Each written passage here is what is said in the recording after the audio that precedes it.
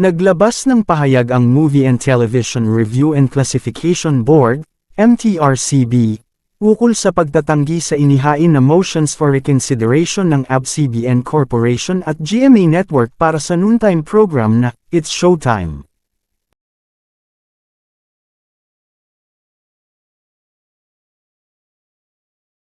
We have to respect it's under sub judice. We cannot discuss that matter. Sorry. Hindi naman confidential pero hindi pa po tapos kasi sa pag-litis. We have to give due respect na they have their opportunity pa rin to go up on appeal to the office of the president and present their case anew, and we cannot be saying na something that can preempt that. That would be violative of the due process rule, the sub judice rule. Sige po, yung sub judice rule ay dahil po hindi pa rin po tapos yung paglilitis, no? Dahil maaari pa rin pong mag-apila yung programa. At from the educational sector, from our educator might have something to say with regards to the perception of these children and kung ano pong residual feeling ng educational community, yung education community. Hello, good afternoon. Well, as we have given already the final, as far as MTRCB is concerned, the final verdict or decision, for the educational sector, most of the children we are very concerned about, and we want to also take in consideration the effects that it might have on them. So that's why when we were making the decision, kasama na rin po yun. That's what President Luis said.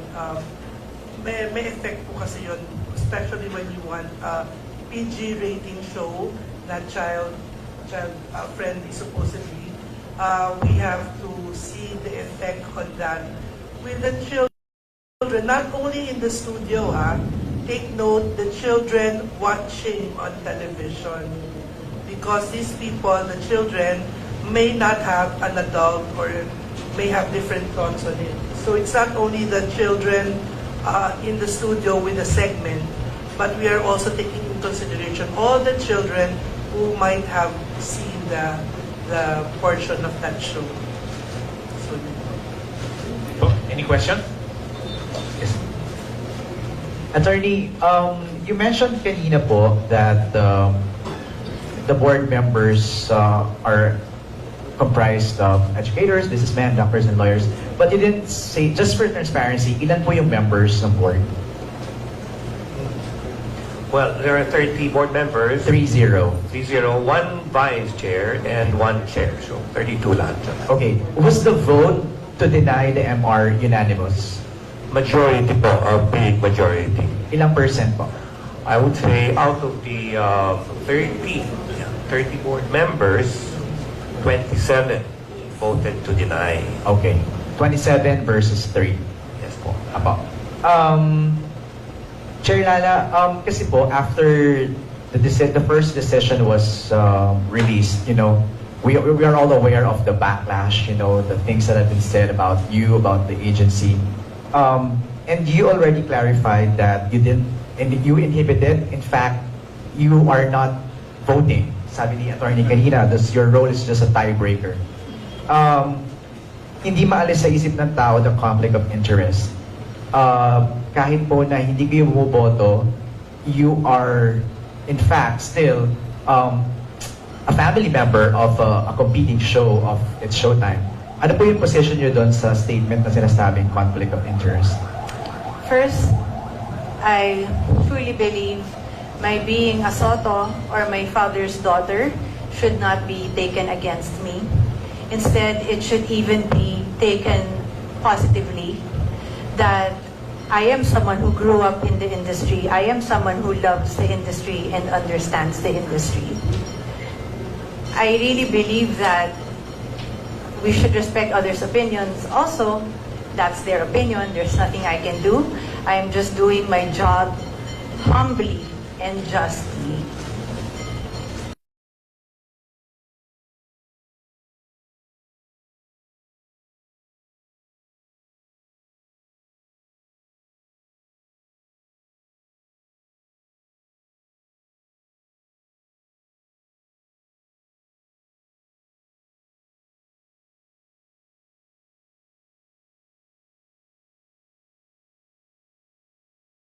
can determine from that talagang talagang may kasalanan. So, perhaps kakaroon ng mitigating effect. Ano po? Pero kung let's say naman hindi naman masyadong malubha yung ginawa, hindi naman sobra, ay mag-apologize ka agad immediately thereafter. It was innocently done. It was just an outburst of something or kalokohan lang. It was a joke. Walang intent. Then, we can take that very much into consideration po.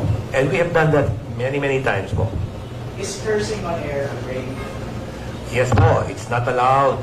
Especially pag-program, noontime show program, hindi po pwede yun.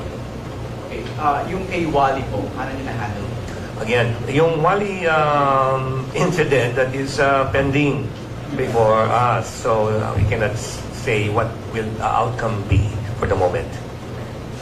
Thank you po. Yung kasi yung lumalabas in the past. Yes. So it might as well just clear the air. Actually, maraming salamat sa mga questions mo ganyan. Kasi may mga nagtatanong din po sa amin yan, particularly yung sinasabing conflict of interest ni Chairperson Lala Sotto. So, alam po naman natin na kapag hindi marunong yung nailalagay sa posisyon, ang sasabihin naman ng mga tao, bakit siya?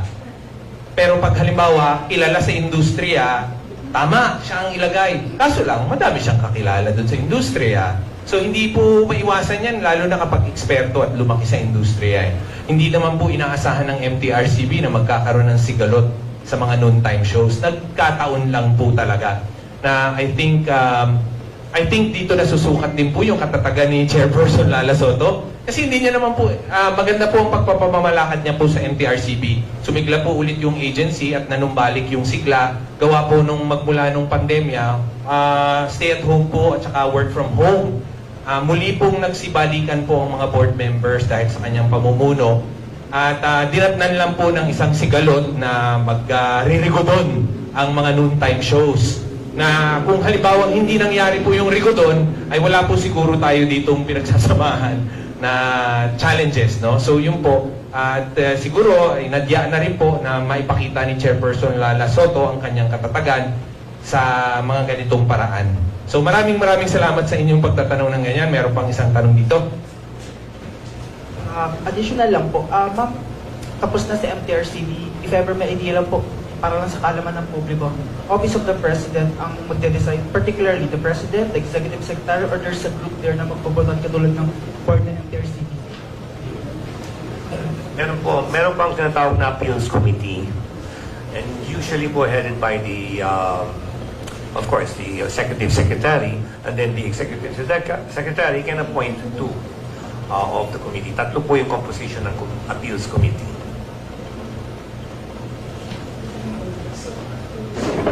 Pwede po sila pa.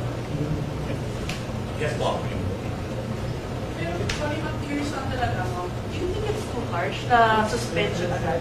Wala, I mean, pwede po bang warning muna bago nagkaroon ng suspension ng decision? So, Chair, this is historical. This is the longest suspension. No, that's not. That is incorrect. This is the longest. There was already a suspension in the past for the same show, 20 days. This is only 12 days. Going back to your question, as I mentioned earlier, we gave them 4 warnings and 7 dismissed cases. How many warnings are we supposed to issue? How many memos are we supposed to send for them to abide by the rules and guidelines, and for them to stay within the parameters of the classification that we have given them? So, yes, ma'am. I am Jade. Yes, ma'am. So meaning parang the ship has sailed when it comes to its showtime and of course no reconciliation. It's gonna be the process that they have to go through, which is Office of the President. MJ, we already gave them 15 days. As in the past, it was always immediate suspension. We gave them 15 days. And We've been very lenient.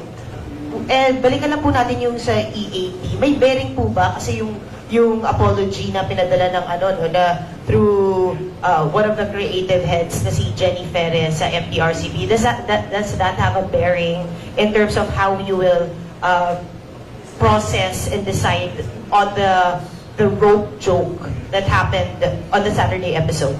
Say you to Attorney Cass. Yes, to Attorney Cases. Madam, again, sub-judice nga po yung pinag-uusapan pa. No? But I would like to say, sabi ko, case-to-case basis ngayon. I cannot say in this case kasi pinag-aaralan pa ng Legal Affairs Division namin. But we received already the apology letter. Okay, yes. But tingnan natin, pasagutin muna rin natin sila bakit ano nangyari. Ba't mo nasabi yun? How was it done?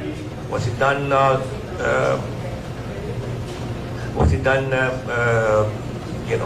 purposely? Or was it done because a joke? Sabi niyo nga, di ba? Rope joke.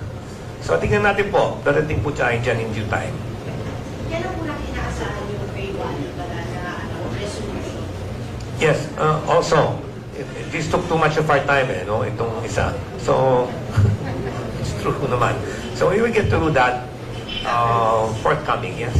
Yung po sinasabi ni... Just wanted to add, Yes, ma'am. sorry Yes, ma'am. to interrupt. I just wanted to add to that. These aren't the only cases that we are dealing with. We also have unregistered cable entities, and these are violations. And it's been very tedious for the Mtrcb. So marami rin kaming masyadong mga inaatupag na mas serious na mga kaso. Yung po yung sinasabing, reiterate lang ni Attorney Sunny Cases, matagal din po yung proseso, mahaba. So, aabangan po ninyo para doon sa ibang mga kaso, ganun din po yung ibibigay na pagdidildil at pag-aaral doon sa ibang mga kaso. I think na-answer na, na-satisfy na yung pagiging harsh ng 12 days because of the violation warnings in the past. At nagpapasalamat po kami sa press kasi ang madalas ang sinasabi, hindi nabalitaan ng mga tao. So nagulat na lang sila na yan lang, bigla na lang ganun. So nagpapasalamat kami dahil sa inyong tulong ay nadi-disseminate yung information na ganun. So maraming salamat. May add yung sa harshness, ma'am, just for your consumption. Meron nga gusto i-cancel na yung noontime show. Meron 6 months, meron 1 year. So what is harsh, no?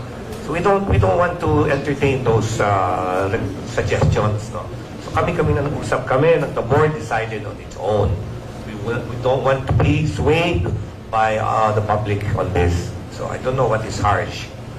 Ano po? Any more questions? Okay na. Just a few words from Attorney Cesar Parejo before we wrap this up. Maybe just to clarify, I think we have a statement that we gave out about the what was violated in the second paragraph there, in the last portion, the last sentence. What was violated was Section 3C of Presidential Decree 1986 and its implementing rules and regulations.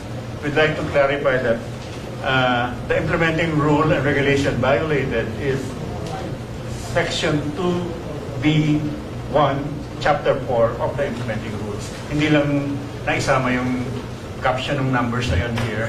So, we're coming up with an updated version of this, including the specific number of the implementing rule that was violated.